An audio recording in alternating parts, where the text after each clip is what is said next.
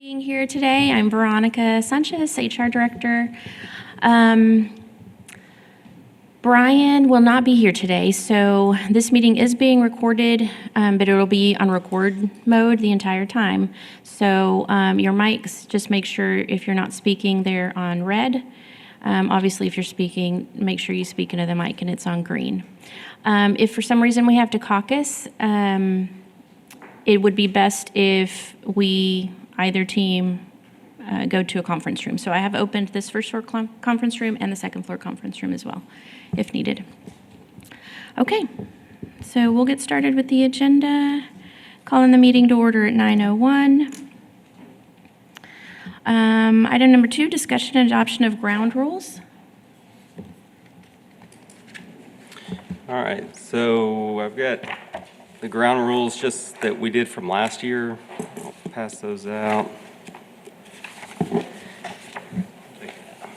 And just 2 changes for the meet and confer teams for the city side. I think last year it said 3, even though we had 4. So I think we'd like to do 4. And then there was a handwritten change on the last sentence that said 3 instead of 1 members of SAPOC's team. So I've just went ahead and added that in there from last year.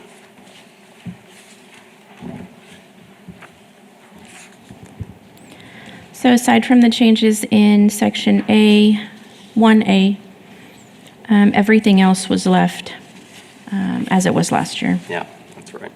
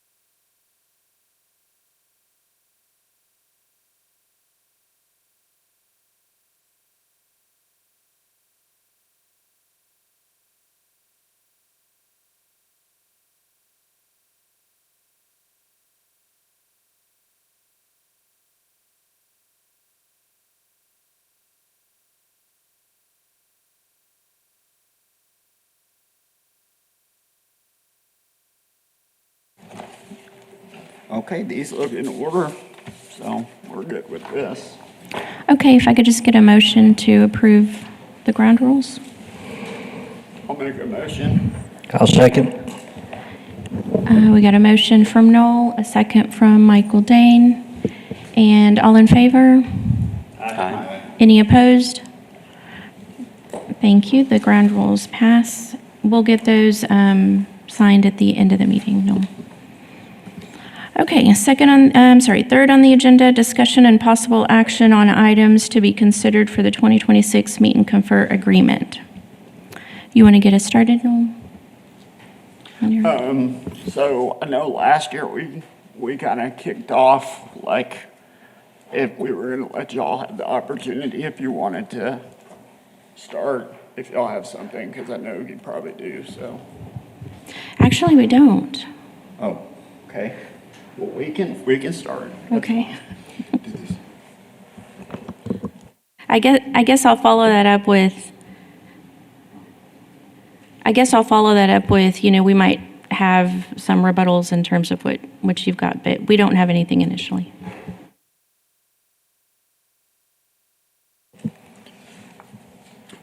So going through kind of where we are right now as a department, because I know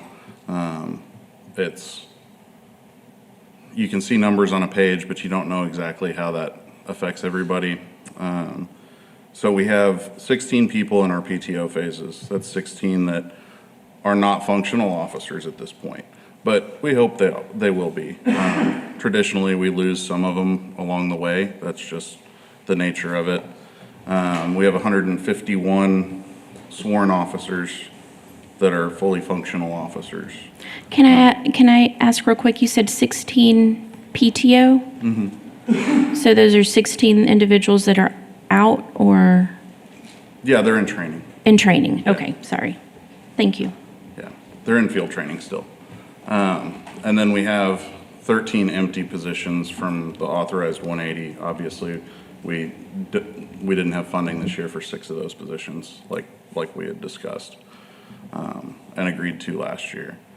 Conservatively, we will be 14% under market average on October 1.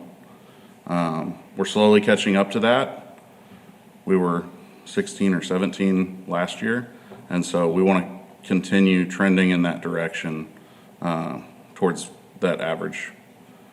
The things we want to focus on this year, I know it's on the agenda later to talk about a multi-year agreement, but I can't in good conscience not mention that we're looking for a 2-year agreement this time. And we want to address the needs that we have, which is the base salaries. And then one of the big things is sick time buyback.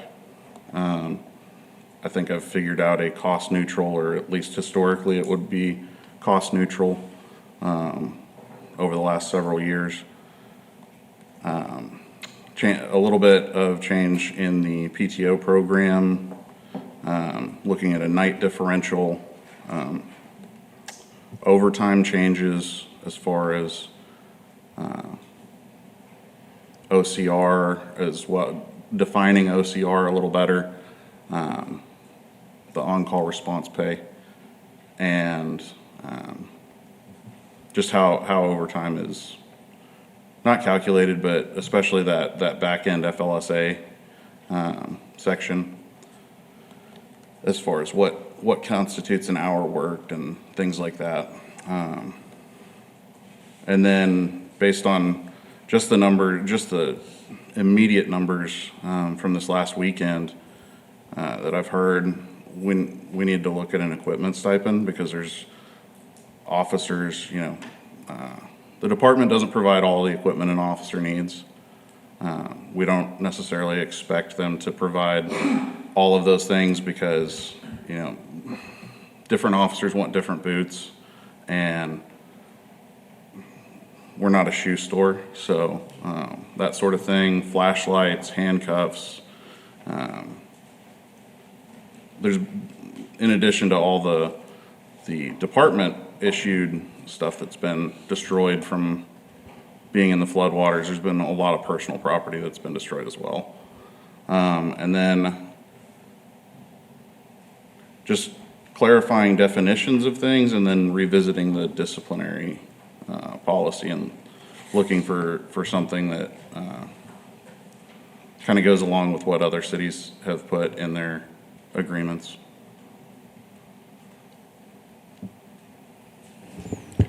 Okay, so I've got, just for clarification,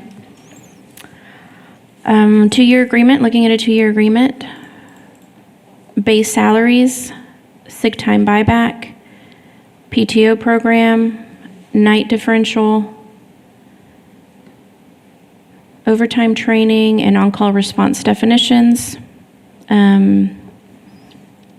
to include what constitutes an hour worked, equipment stipend, and revising the disciplinary process, or policy, I'm sorry.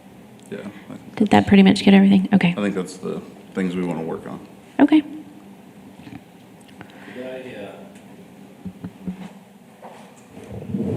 Sorry, it's my first time ever meeting in this room. I think we ought to consider equipment stipend as one topic. And I think we ought to have I'm not even sure if it's a discussion appropriate for this group, but a discussion about personal equipment damaged in this last weekend's activities. I'm not sure how we would work that, but I'm not sure that's a looking forward issue and I'm pretty certain it ought to be at least a topic of discussion. And so, I don't know how to handle that, Veronica, except that I think there are two issues there. Okay. Yeah, I think for the purposes of this meeting, equipment stipend can be discussed as part of the agreement, keeping in mind that we can have issues like we did this weekend. Right.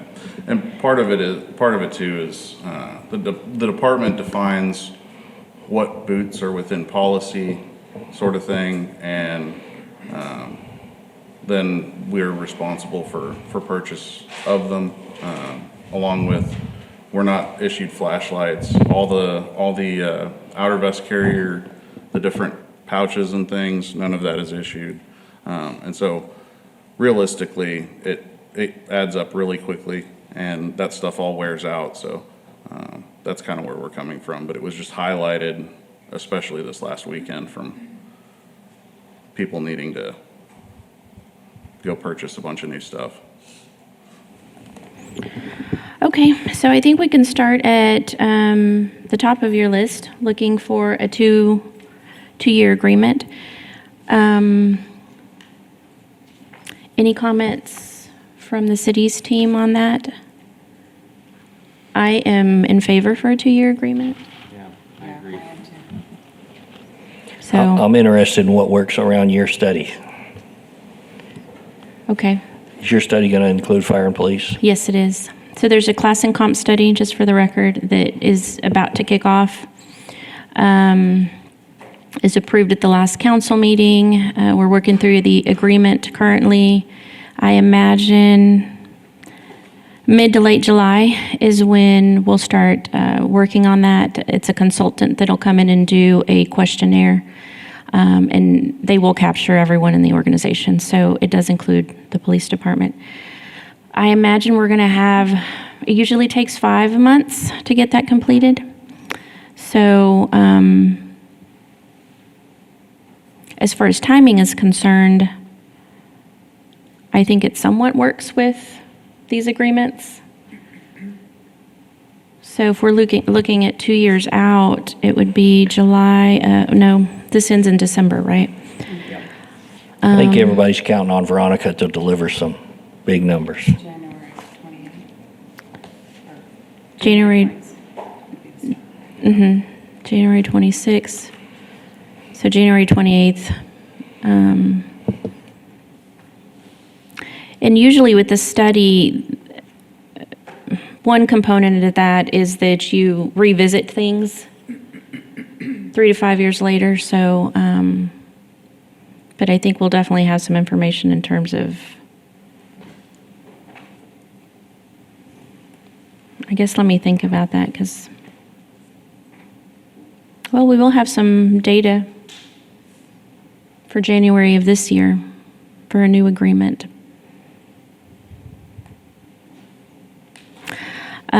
I think the timing works. And we're definitely in agreement with the 2-year or multi-year agreement. Okay, so just so that we're tracking with you, y'all want to wait until you get this assessment done before you want to talk about like cost and compensations and things like that? Is that your goal here? That would be wonderful.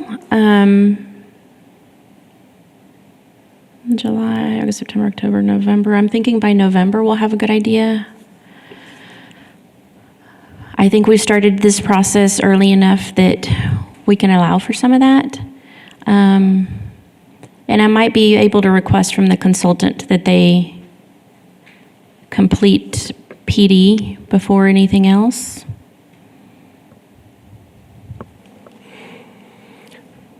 I'm not sure that we get in too big a hurry for the study results, but I am on board with how the topic was introduced, that we want to continue to make progress.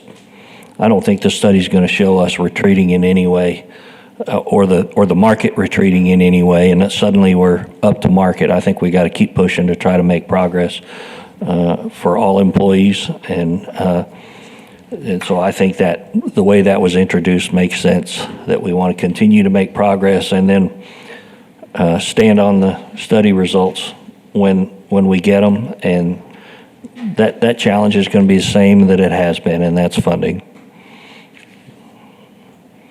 But I don't want to lose any ground. Yeah, I would agree with that. So that takes us to the next topic, base salaries. I think that is also contingent in part by the study, but did you all have a number in mind or a philosophy in mind for base salaries? So, based on what we're dealing with across the state right now, we'd like to really get to average and stay there. We've historically, just like probably every city employee here has been below average based on, ever since I've been here. And I've been a police officer for 26 years now. I think it's time that we're at least at average, especially when you consider the services that we're rendering are right on par with everybody else that's getting paid more.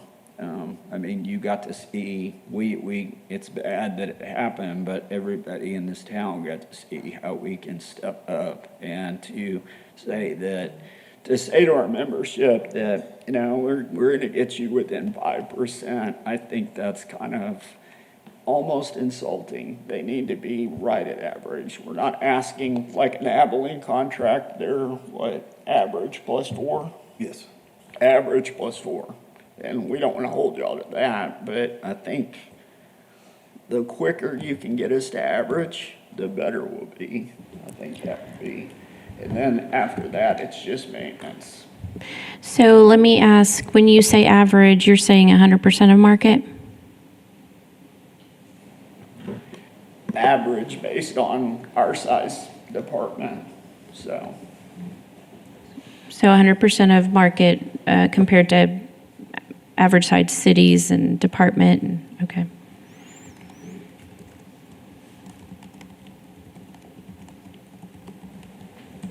One thing to clarify, I think on the, I know we have until the end of the year to get a new contract in place.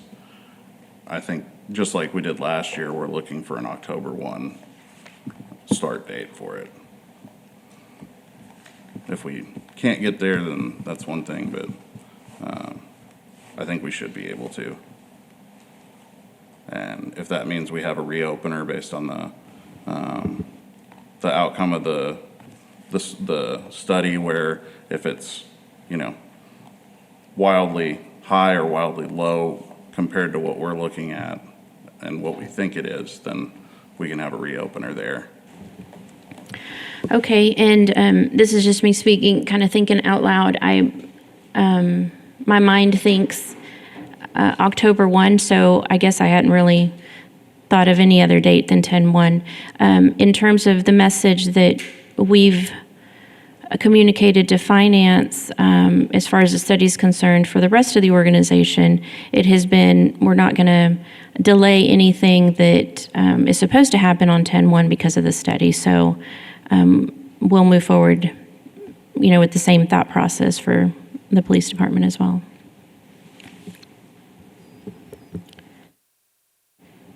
Okay, what about sick time buyback?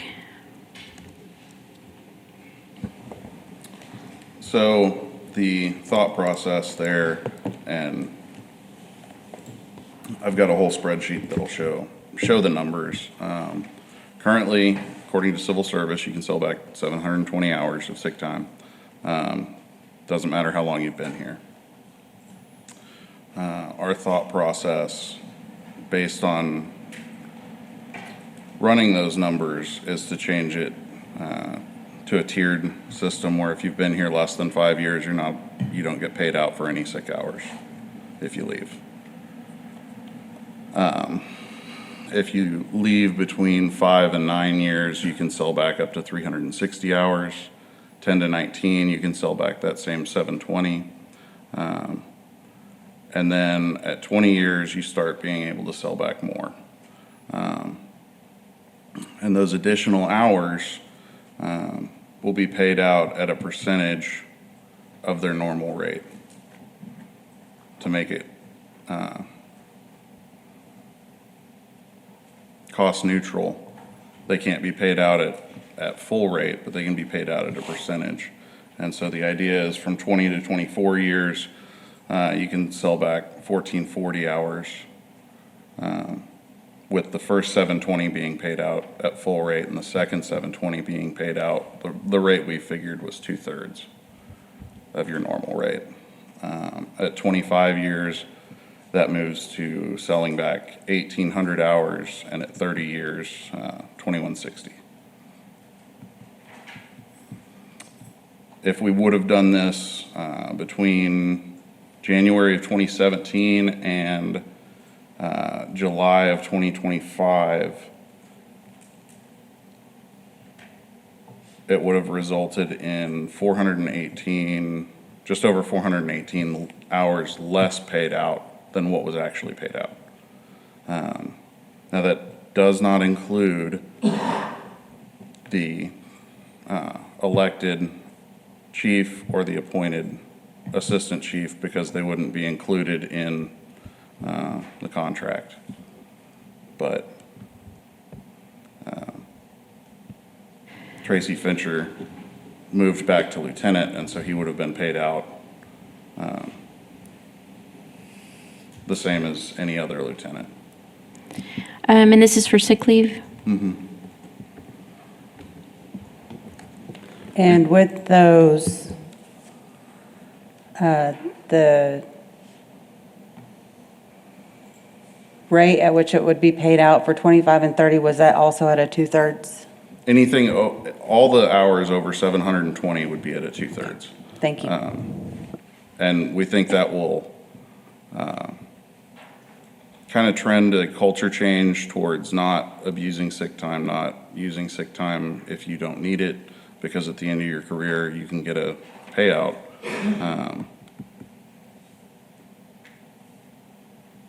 We can address, as supervisors, as lieutenants, we can address people who are habitually abusing sick time. But just in general, we want people to be at work. And so maybe you've got a cold and you could stay home and use a sick day, or you've got a doctor's appointment and you could use a couple of sick hours, or you can call in for the whole day, and we're not gonna be able to hold them any more or less accountable, really, because of all the other civil service protections. And so we hope that this will encourage people to build up that sick time, because we do have, we get emails all the time from different divisions, including our own, of people that have run out of time, because something catastrophic has happened. And we want people to build those sick hours. Okay, well, I'm sorry, go ahead. I'm sorry, were you done with that one? Can I get a comment in before we? I just had a comment, but go ahead. A few years back, I ran some numbers. I think mine were organization-wide. Tina may remember, or Jonathan, what information they got for me. But, and I came up with similar results, that there is a way to craft those benefits in order to incentivize the attendance and disincentivize the abuse of sick leave, and to reward or incentivize employees to stay for the long term. So I've I've done similar work and had similar results, and the benefits were similar to what you named, so I'm open to a discussion about that. And by the way, I don't, we may have to alter your benefit through meet and confer, but I think what I ran was organization-wide, and that may be if we are interested in incentivizing those same behaviors for the rest of our employee group, we may want to consider an organization-wide alteration. It may not be exactly the same terms, but the results resonate with me because I got similar projections when I did my work. So I'm open to that discussion also. I would agree with that. We do have to obviously put some numbers to it on our end, so it is something that, we can, I know you have your spreadsheet, and if you don't mind sharing it, that'd be great. But we can develop that to give us a better idea of what that looks like long-term, and then come back and present it. We'll just need some time to do that. Okay, any other discussion on that topic? Okay, if we'll go to the PTO program.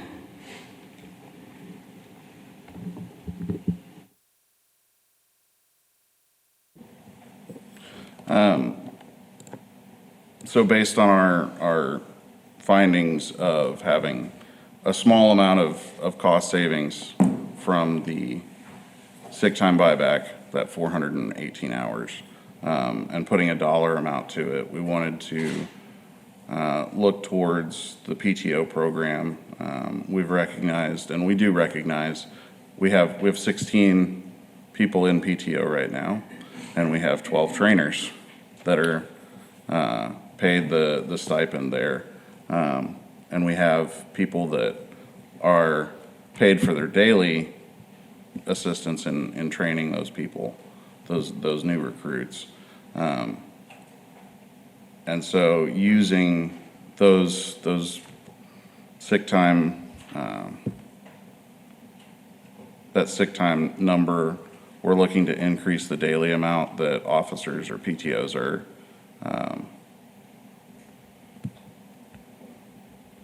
paid for training, and then leftover, anything else left over, we would be open. Obviously, our opinion is it's kind of the chief's role to advocate for having more training officers, but it also increases the number of stipends that our members would receive for that $100 a month. So we're open to increasing that number. So the daily number's currently $50 a day. You want to increase that, and then the $100 a month ad pay as well. Correct. Based on the number of people we've seen in training, and giving training officers a little bit of a break between, and if you have 16 people, they don't all line up on their training schedule. Some people need a little longer than others, and so it becomes difficult even to shuffle between training officers there. Realistically, if you had 16, well, for instance, we had 12 in the academy, and you'd need probably 16 or 18 PTOs just to cover that section.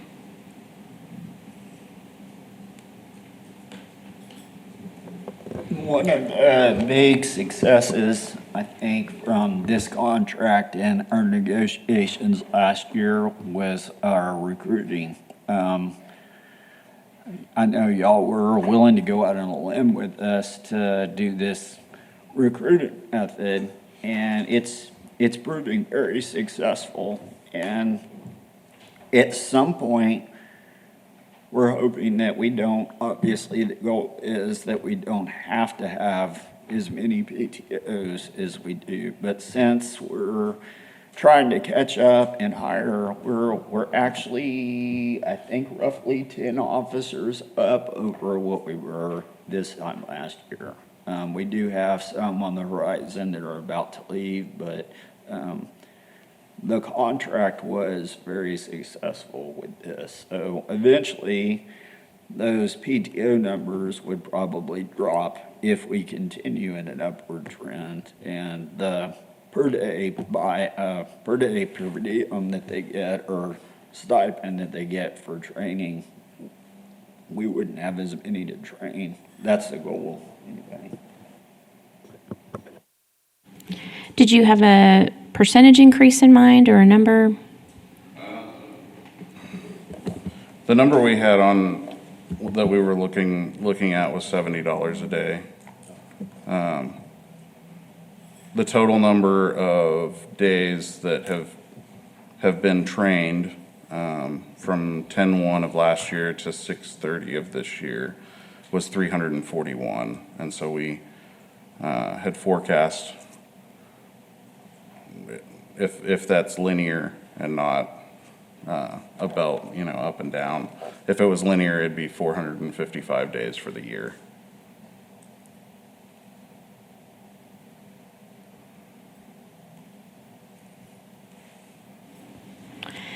And a $20 increase to the ad pay, the $100 ad pay as well, or No, did you have just something? the per day, Just the per day? yeah.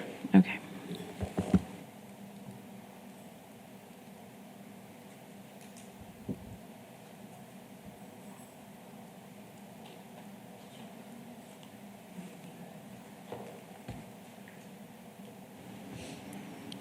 Okay, that's something that we'll have to discuss as well.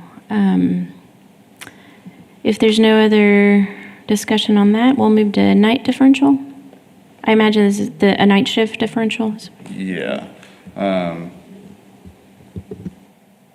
So we've kind of made it across the board $100 for stipends. That's what SWAT and CNT, drone, PTOs, that's what all of them are receiving monthly for that across the board. And so we were looking for $100 per month for sworn officers who work at least half of their normal workday between 6 p.m. and 6 a.m. I counted 63 eligible officers, sergeants, and lieutenants for that. Can you give me that time frame again? 6 a.m.? Between 6 6 p.m. and 6 a.m. Yeah, I think current civil service rules, that's the standard. If you have someone that works over half their shift, after that. So we're currently, the chief and the department is currently looking to, redo our shifts based on needs of the city. And the number that Lieutenant Kennedy's come up with is probably spot on. Like, it wouldn't vary much.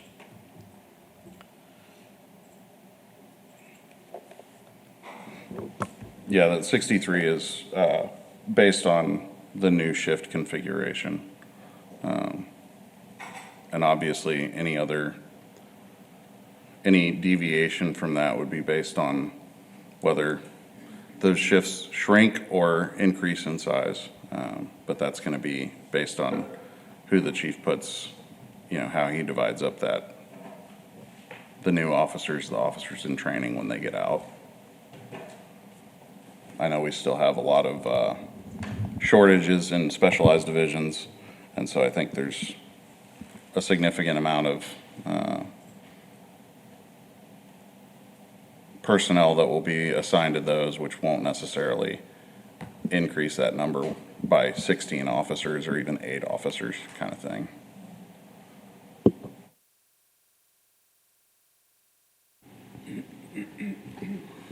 Okay. The on-call response pay.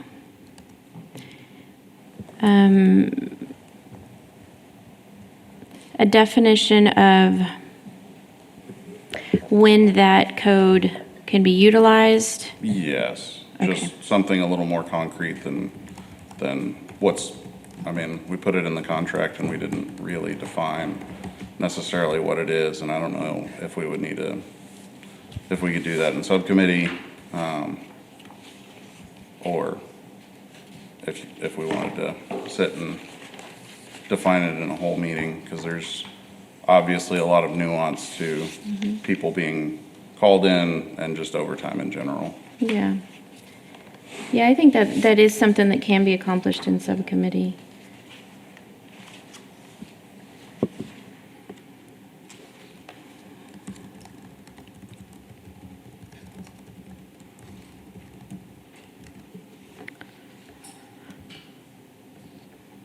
Anything else on that topic? Okay. Equipment stipend.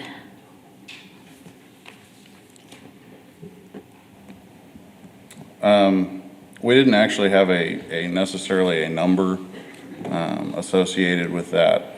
We were thinking a yearly, like once yearly, so that we could pay for worn out boots and torn up, flooded. I mean, these guys go through woods and everything else on a regular basis and end up, most patrol officers, I would venture to guess, buy 2 or 3 pairs of boots a year. Flashlights that are reliable are $100 plus, and you know, if you lose one or drop one running through, gets expensive real quick to replace those things. And When they get submerged in water, they're done. yeah, most officers have at least 2, if not 3, 4, 5 flashlights on them. Weapon lights, none of that's Yeah. provided. So. Is there a way for us to get a list of what you are provided with? Oh, yeah. Yes. Yeah, we can do that. There's a, Pretty simple. Uniforms, Turn on your mic. original. Yeah, we're issued uniforms, depending on how many of those are. We're kind of short on those right now, too. Most of us are getting, if we get uniforms, they're used down in the racks. Leather belt, holsters, which we don't have any of. And these are the things you are issued with? Yeah. Okay. We have, right now, we have people that we're hiring, and we don't have holsters to give them right now. Magazine carrier that's leather, 1 cuff case, and 1 pair of handcuffs, and that's, and an ASP carrier, and of course your ASP, because it's a less lethal option. And that's pretty much it. Anything else you want, you have to buy. So basically Class A issue gear, and for patrol, leather doesn't last long, so most people are purchasing Kydex. And just to compare, a magazine carrier for Kydex is about $50, and they're putting that out. Boots are $200, handcuffs are $45 to $60 a pair, flashlights are $100 a pair, gun lights are $200 or $300, and that's all on the officer, period. Good boots, $200 a pair. That's what you're looking at. Okay. And I know personally, even in CID, I've been on scenes where after I left them, the shoes I was wearing went in the trash because they were contaminated. So, This would be separate. There are non-uniform divisions. They have a stipend for clothes and stuff. This would be separate. This would include every officer. Just as an example, I transferred this year. I was transferred from Criminal Investigation Division to the Special Operations Unit, which is a plainclothes unit, but we go out and do a lot of intelligence and gang activity stuff. Just that transfer, me having to self-equip myself to be ready to hit the street, I probably spent close to $800 of my own money. And it's not, when we talk about stuff like this, we're not blaming our department or we're not blaming the city. It's just things have changed and equipment has changed, and the needs of one officer may not be the same as the next. So we want to make sure that our people can equip out based on their job type and what they need.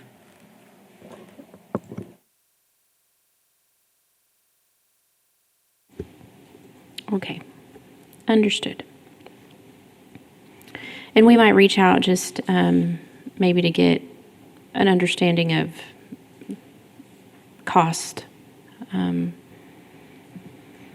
I guess something else to keep in mind is, I think the chief during budget workshops is probably trying to do his best to get us back up to where we probably should on that, but there's just some things that, I mean, I think y'all are gonna be limited and he's gonna be limited because there's other needs that are probably more important. But I know as an example, we've got the city of Abilene, what they do, I think theirs is $750 annually, the first, to get them set up. Yeah, so the language we adopted was $750 per year payable in the first pay period of November.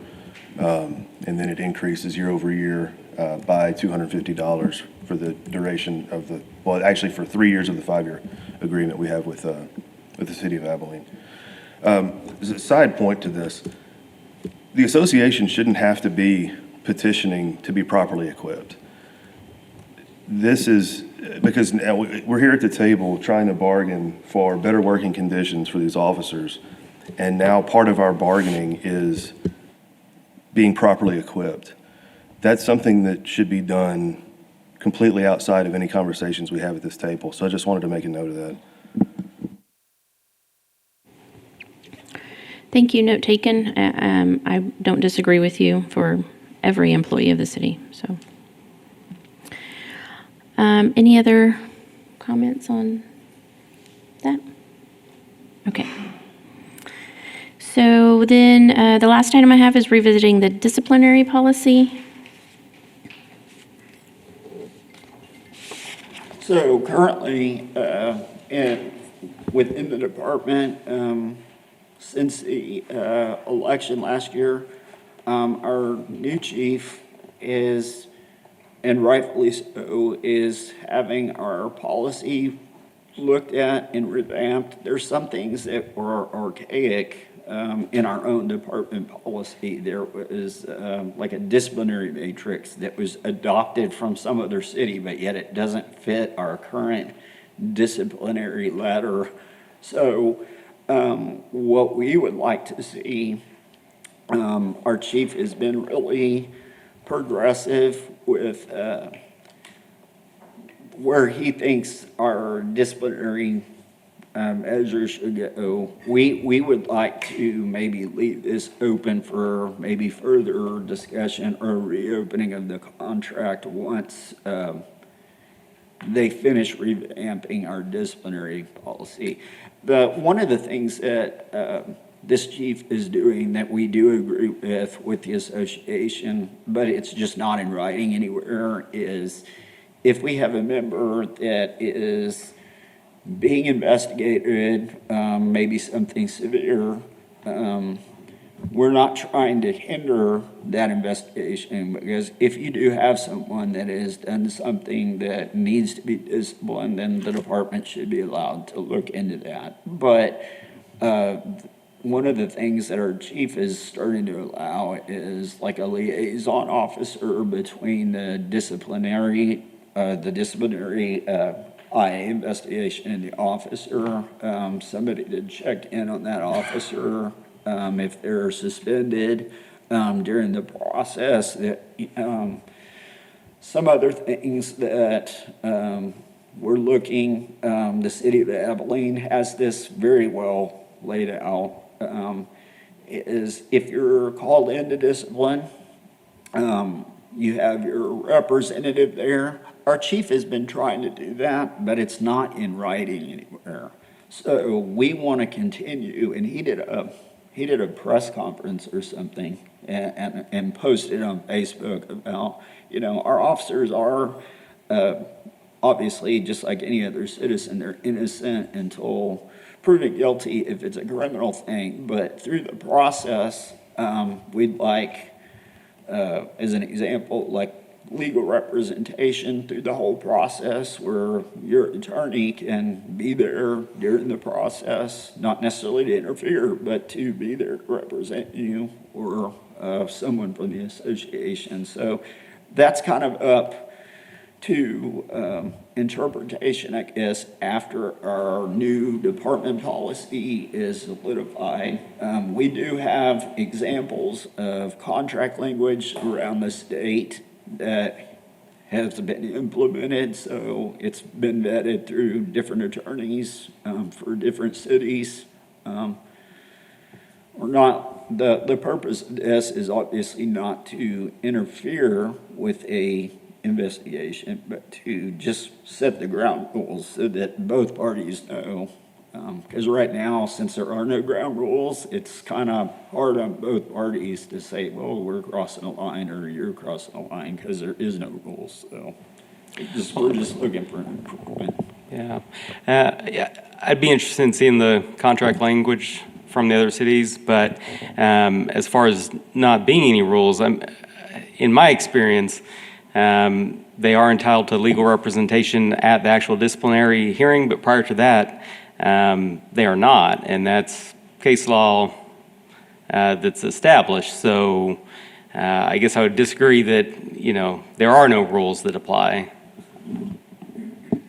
So what we're seeing across the state right now is basically if you have an officer that gets called into an investigation, obviously there's a time period where you're being, from the time you're notified to the time you're maybe interviewed, right, for whatever's said. What we're starting to see, and it's through meet and confer mostly, is legal representation like immediately. Our chief is actually allowed, our attorneys to be present, but they're not interfering, and we'd like to get that kind of solidified. And we do have other language or contract language that's been looked at. Like I say, the purpose of this is not for interference. If you have an officer that has broken the law, that's unfortunate for us, and it's unfortunate for the city of San Angelo.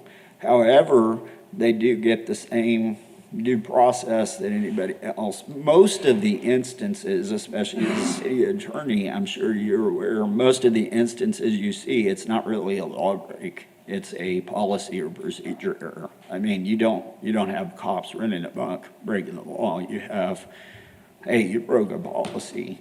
And we're just looking for, because our chief is very progressive, more modern, and he's trying to get, we wanted it in writing, because he's already doing it, he's already allowing it. I think it would just be beneficial for him and for us if we get it in writing, and we've got sample language that we can provide.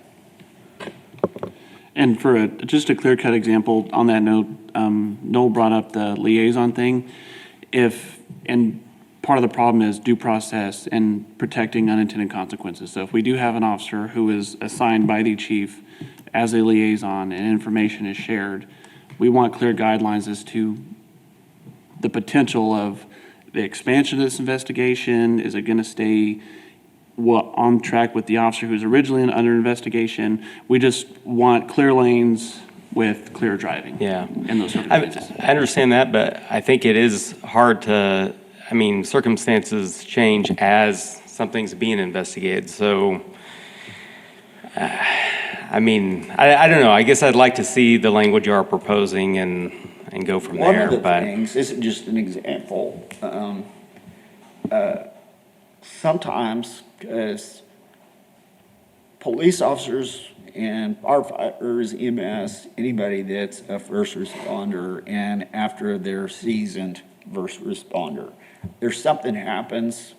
This is science that I can't explain, but there's something that happens with our psyche and the way we handle certain situations and stress, and we sometimes tend to go dark on our thoughts and things. And one of the purposes of the liaison officer is not so much the disciplinary part, but it's the mental health aspect. So it's not that, and the chief has been using this method, and it's been working, I would say, successfully within our department. So the liaison, just that part that we're talking about, that whoever that person is, they don't interfere with the investigation. They don't actually solicit, hey, what did you do? That's not their purpose. But we just feel that some good language and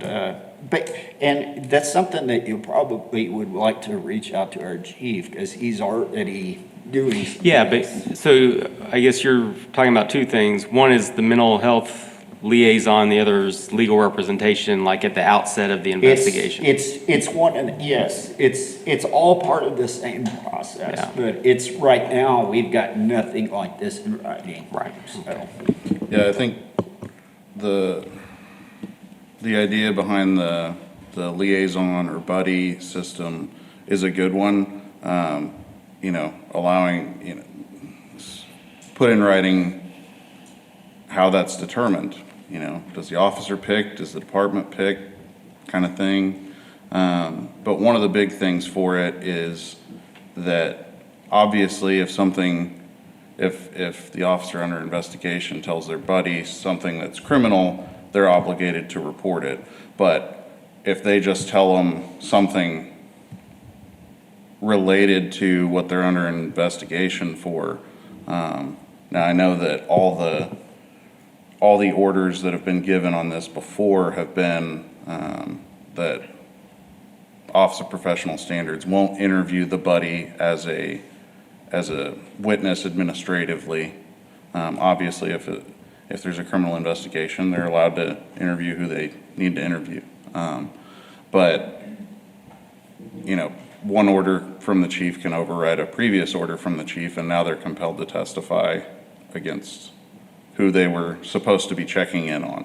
And so we were looking for protective language of that process. We agree that, and it was the chief that started this, and we agree with that wholeheartedly. We're just thinking down the line, maybe not even this chief, maybe another chief that changes their mind because they think that this buddy knows something and they want to do further discipline, and so they want to ask further questions.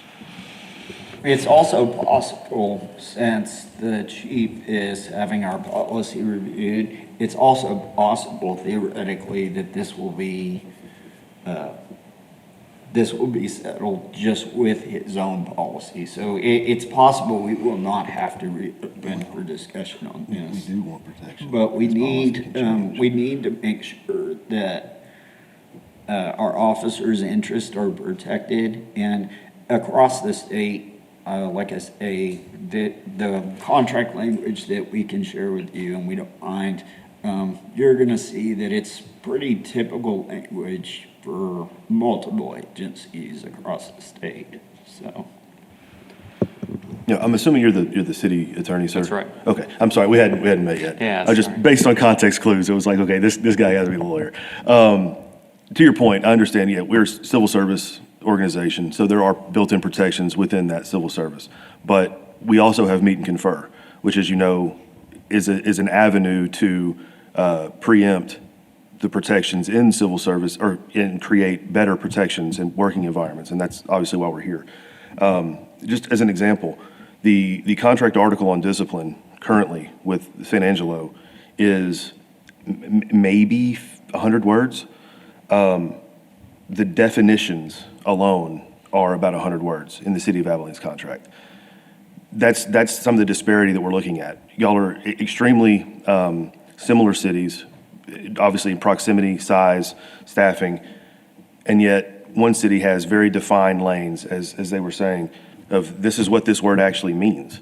whereas we have not even that. We don't even have a definition of what the term investigation means for these officers.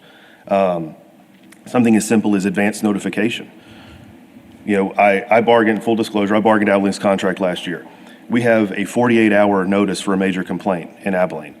If Noel, for example, has a major complaint, which there's a definition for, in San Angelo, we don't know what that means.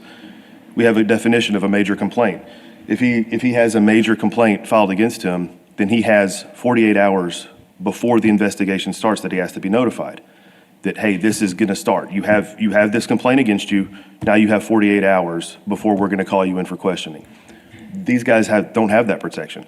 The chief could call any one of them right now and say, come to the office immediately. They have no protections, no advance warning, and they just have to show up and blindsided. These officers deserve better. There's no reason why an hour up the road, there's this much disparity between the way an organization is run. And I'm happy to share with you the contract we have with Abilene. Yeah, I'm great. And don't take what I said earlier as I'm necessarily opposed to any of that. Just the assertion that we weren't following any rules. I mean, there is some established precedent for what we're doing was my point. So glad to look at the contract language, glad to visit with the chief and see, you know. And some of, I guess some of what we're trying to do, and I'm not trying to be insulting to you or the department or the city, but we have been passed by modernization of investigation techniques, and like our policy is so probably 90-ish. And like, so like if I'm involved in what I would consider a major incident, officer involved shooting, right? Generally, now they found through studies and things, you don't necessarily want to interview that officer right away. You want time to give that officer to decompress, like 24 to 48 hours usually, maybe a little longer before you go in. But right now with our current system, we have an elected chief and we don't have any policies really guidelining us to specifics. This is, we think, would be important, and it would protect the city and us, I think, just because now we have definitions of everything, and right now, since the chief is doing this, you know, who's to say that, you know, something else might change down the road? Like, we need to just modernize, I guess, is what I'm trying to say. You know, to Noel's point, you know, policy can change on a whim. You know, the chief can say, okay, this is the policy now, and then the investigation doesn't pan out the way that it was assumed it would go, and now the policy changed to affect the outcome next time. We can't have these officers having to go day by day and never know what the policy will be. And not saying that Chief Griffin does that now, but as we know, chiefs change, and with the difference between the former and the current chief is drastic. So as we can see, a new administration brings in new ways of doing things, and these officers deserve more confidence in their work environment than just a policy change being, altering their way of life. When the chief revises policies, does that normally come to city attorney's office for review? Okay. Yeah.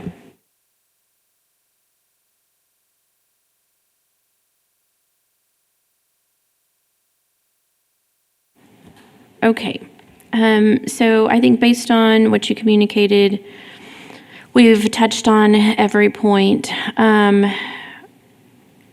I want some time to caucus on some of these things, if y'all are agreeable to that.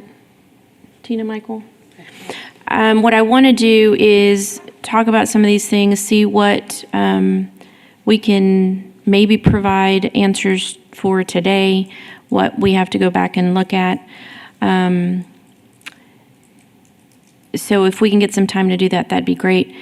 Before we do, though, I do want to, if y'all are okay with, well, I don't want to move on to 4, but we did specifically indicate that we would discuss the multi-year agreement, so maybe after we caucus, we come back and close some of these things out and then move on to 4. What I failed to do at the beginning of the meeting is, for the record, go around and get everybody's name and title. So if you don't mind, we can do that. You want to start, Tina? Tina Deersky, Director of Finance. Brandon Dyson, interim city attorney. Michael Dane, Assistant City Manager. Jeff Lake, Field Representative, Combined Law Enforcement Associations of Texas. Noel Anderson, President of SAPOC. Jeremy Kennedy, and now just a meet and confer team member. Lynn Dye, Treasurer of SACOG. SAPOC. Kelsey Hernandez, Auditor of SAPOC. Charles Flores, Vice President of SAPOC. Okay, thank you. If we are good with breaking the caucus, I'd like to do that. Yep. 10:01. We will call the meeting back to order at 11:05.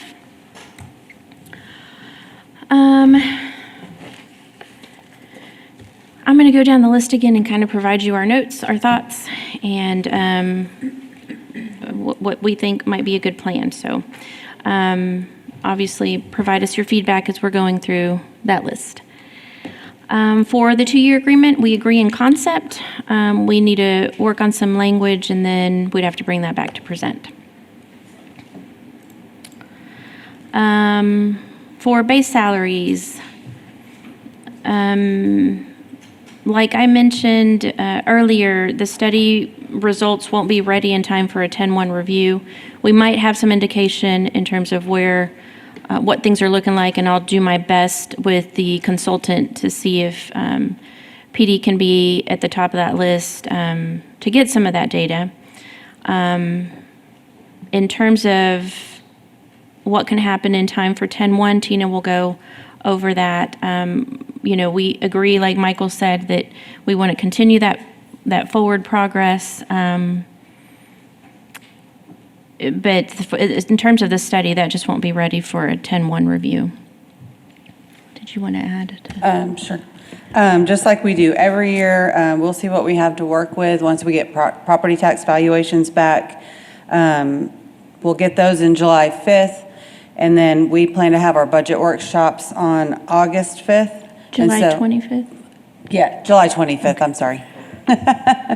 That's the state law designated time that the appraisal district has to get us those numbers.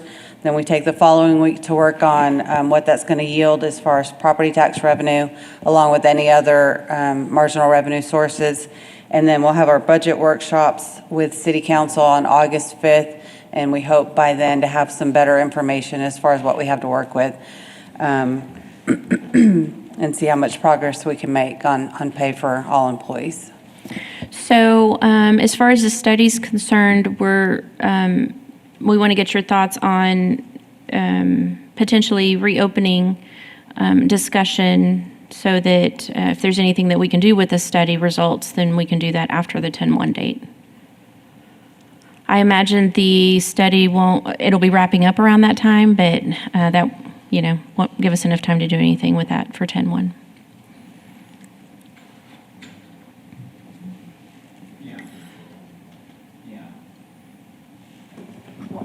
I guess we just want some clarification, because you're not actually asking us to lock in on a 2-year deal prior to you getting those results, right?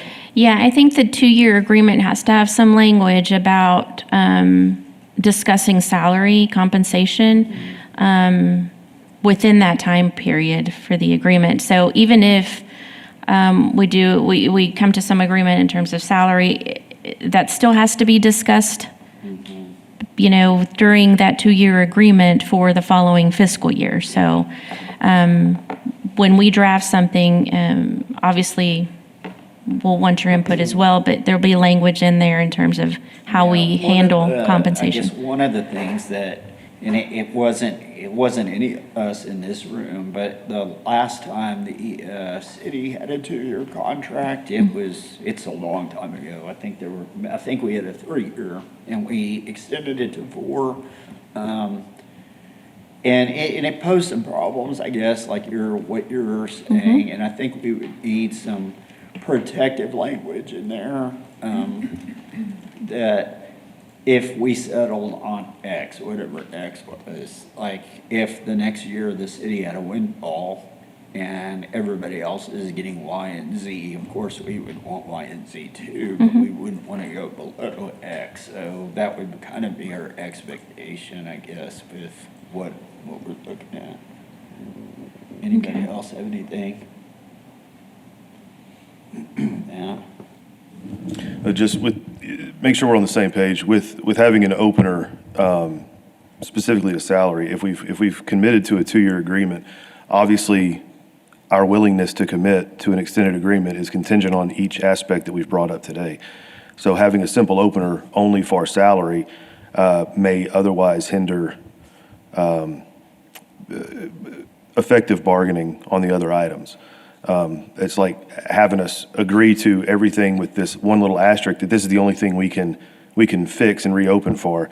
I don't know if that would be in the best interest of the members to only have an opener. If there was language in place that we would terminate a contract if we can't come to an agreement, then that may be something that I would be able to support, with these guys. Well, we'll keep that in mind when we're drafting it. And again, I think when we bring that forward in a future meeting, we need to discuss, what's best for both parties. Anything else on that? Question for the city. What is your goal? We've talked about, moving forward in that direction. And while I appreciate the gesture that implies, that's not really putting any specifics to it. To speak plainly, what is the city's objective here in getting the San Angelo Police Department properly compensated?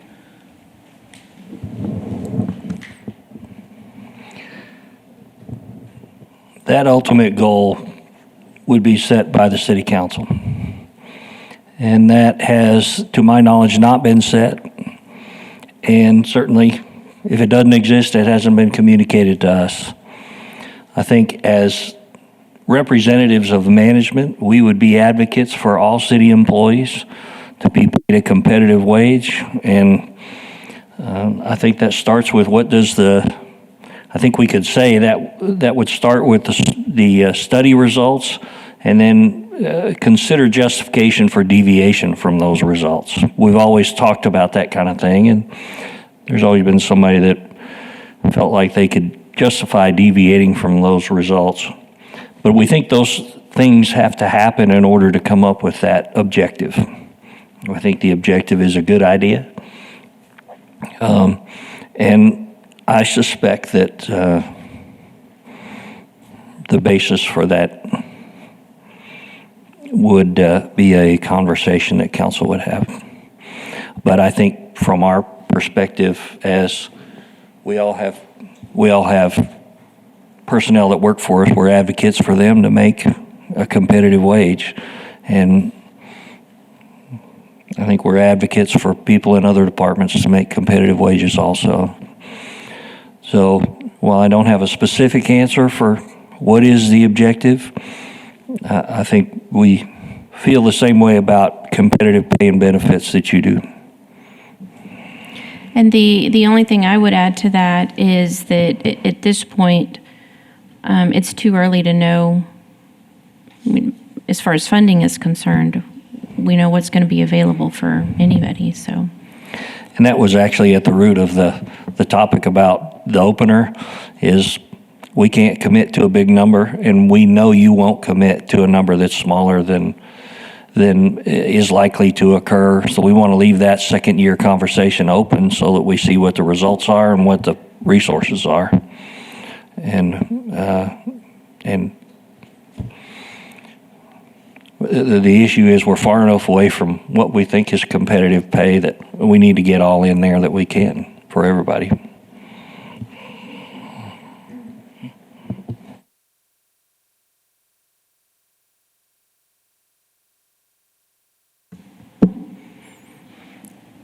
It seems like our overall concept may be aligned as far as getting caught up, because like you said, you have employees that answer to y'all as well. Hopefully, the message can be relayed, through proper channels to council that San Angelo is not average, and our employees aren't average, so we deserve better than average. If you want the city to continue to just be average, then continue to pay your employees average. Hopefully, council can understand that concept and move forward with saying, hey, San Angelo is not just an average city, and we're not going to treat our employees average. I think to that end, I completely agree with you. We have had some, in my opinion, better, more direct conversations like that with council through the strategic planning process. So I agree with you there. And we do understand that, there are other employees to consider. I know the city internally has had high turnover in different positions across the city because of salary and benefits and the lack of being maybe market competitive. And we do acknowledge that. It's just, we can't negotiate for everyone else, so but we are sympathetic to that. Okay, thank you. So moving on to sick time buyback. We agree with this in concept, but we do have to, like I mentioned before, put some numbers together. If we deviate at all from the proposal you have, then obviously we can discuss that when we bring that back. If you don't mind sending me, though, that spreadsheet, or sending us that spreadsheet, that would be great. Yeah, I'll clean it up a little bit this afternoon, because I've got some other calculations and stuff on there, but I'll make a much easier to read one and send it to you. Okay, thank you. For the PTO program,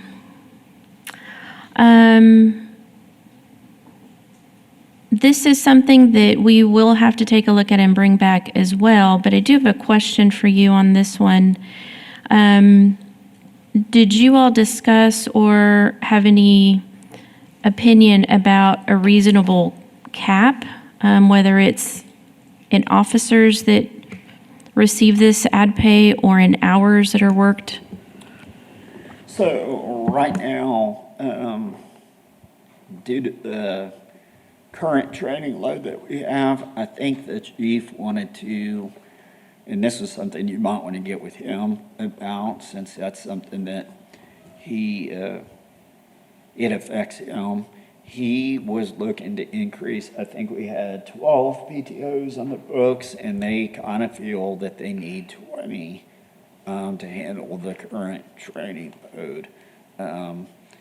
Now, we'll leave that number open to what he needs. I don't want to limit him, and I also don't want to make too many positions. It's based on the training load and needs of the department, but right now, 12 is not enough. And as far as like capping out the number of days trained, I mean, different PTOs have different skill sets. They're better at teaching certain things, and I don't want to get into a situation where we can't use a PTO because they're capped out or something like that. I know Sergeant Elrod has taken over that program and has been working with Lieutenant Salisbury very hard on revamping that program from the ground up. And I don't want to limit, who they can use, or for people to not get compensated if they go over or something like that. And so that's kind of one of those things where we put it in, and the more days that you're training somebody, the more days you're going to get compensated for. And part of that was because previously we had training officers who were compensated with a larger stipend, but not any sort of daily financial incentive to actually train people. And so, if they could get out of training somebody, they might. And so the whole idea to incentivize, hey, you're actually training people, you're going to be the beneficiary of that. And is there an average number of days that need is there after somebody gets out of the academy? I think we are doing 17 weeks, which every 2 weeks is 7 days. Okay. 3 days 1 week, 4 days the other week. And so that's what there should be. Okay. Should be about 60 days to train a fresh out of the academy to completing the PTO process. If they don't have to have any prescriptive training or there's no problems or anything like that. Laterals are less than that. But 60 days for 59 and a half roughly. Okay.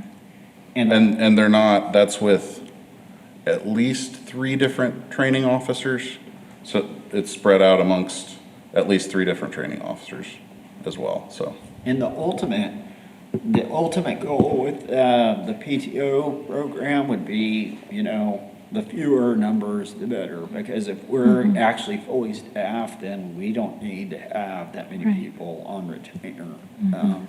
We're just in a unique position, especially this past year. Last year's contract really helped us with our recruiting. And so we just find ourselves in a very unique position, which I'm thankful for, that we have more people today than we did last year, and we're not losing as fast. We do have some projected losses, but right now I think we're recruiting faster than we're losing. Okay.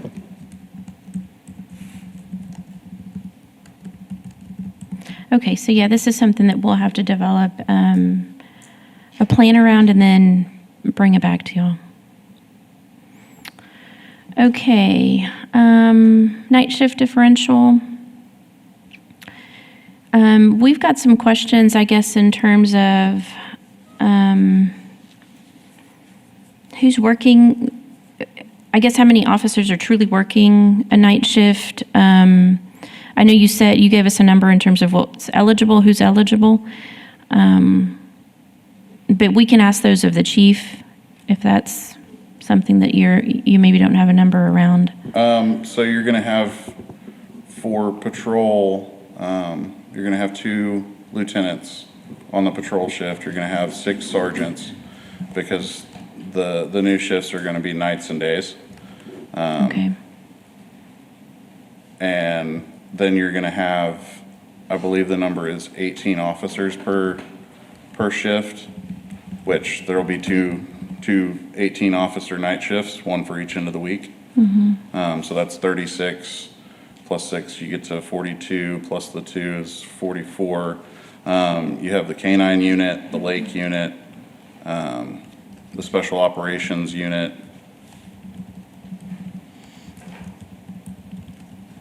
Is there anybody else that I'm thinking that their regular hours all Yeah, fall? right now, that's the current shift configuration that we have. Okay.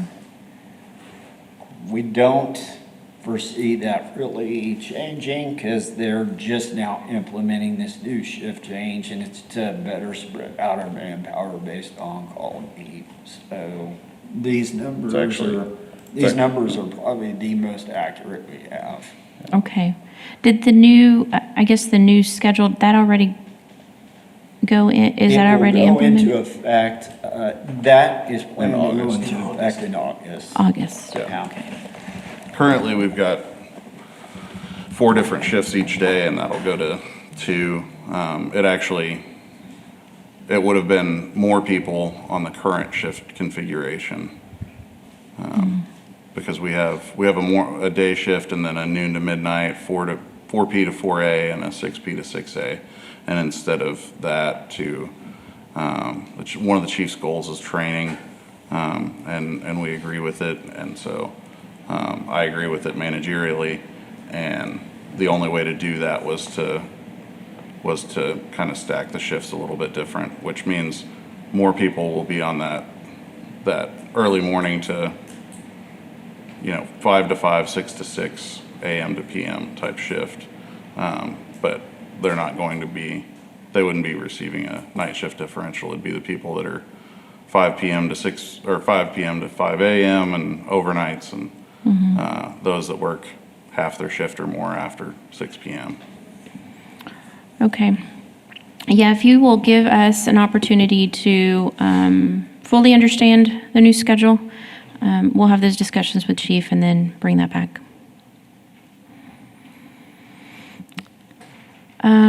For the definition of on-call response, FLSA, when those hours codes can be utilized and can't be utilized, like I mentioned, I think we can accomplish that in a subcommittee meeting. So I'd like to schedule that if y'all are agreeable.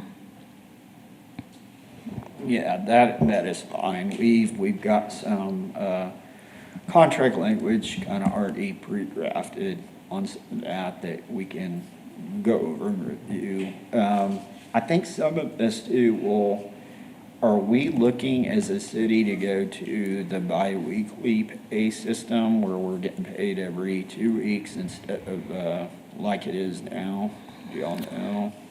We don't have an idea, I guess, of if that's really going to happen or not. We're looking at that option. We've got a citywide survey that we want to send out before we continue any additional work on it. It works better for certain departments than others, certain shifts than others, and so it really just depends. I can't tell you right now that we are or aren't. Okay. Yeah, for the police department, we'll adjust the language as needed. Like we have language set up for the way the pay system is now, but if we went to an actual true bi-weekly, that really shouldn't take much tweaking, but we do have some ideas. Okay. So I'll send you some availability, and then you just let me know. Okay. Okay, equipment stipend.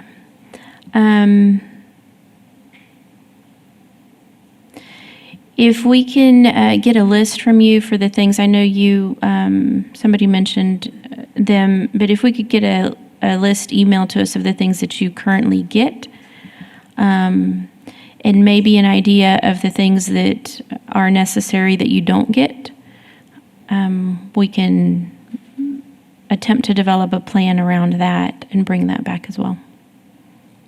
Okay?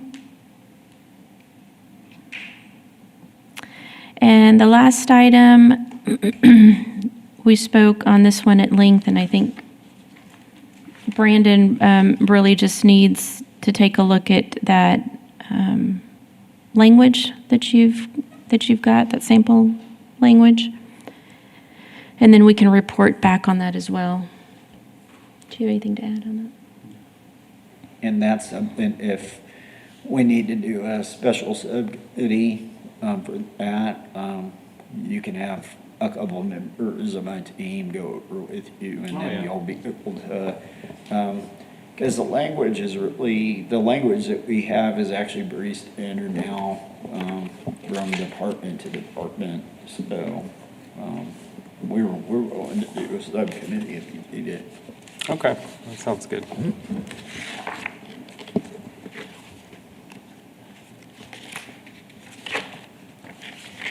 Okay, I think that was the last item. Did I miss anything?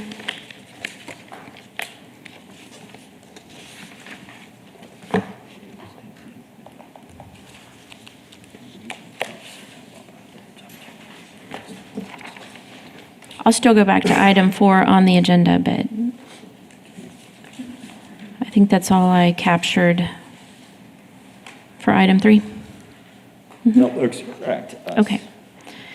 Okay, so we'll move on to item 4 on the agenda, discussion of multiple year agreement. And again, through item 3, we discussed that that's something we'll create draft some language around and bring it back with potentially some language about discussion of compensation throughout that extended year agreement.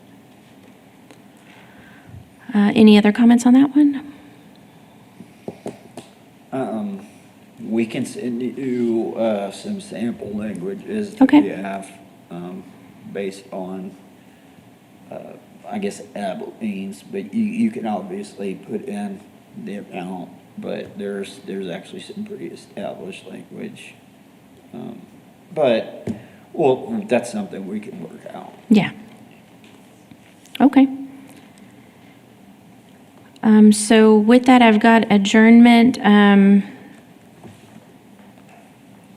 One thing that's not on the agenda is discussion of next meeting dates. Can we discuss that? Okay, before we adjourn. So it's been helpful in the past to get a next meeting on the schedule before we leave this meeting. If everyone's open to taking a look at their calendars and see if we can at least get a couple of dates that we can maybe try to schedule a meeting around for us to post.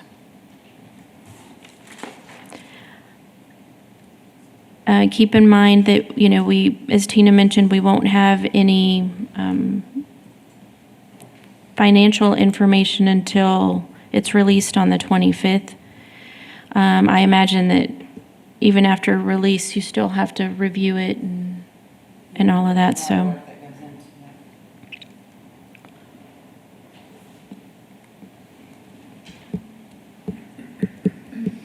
I think the easiest thing for us is y'all let us know when y'all can, because I've got enough team members here that I've also got an alternate that I can swap in, so we're very open here.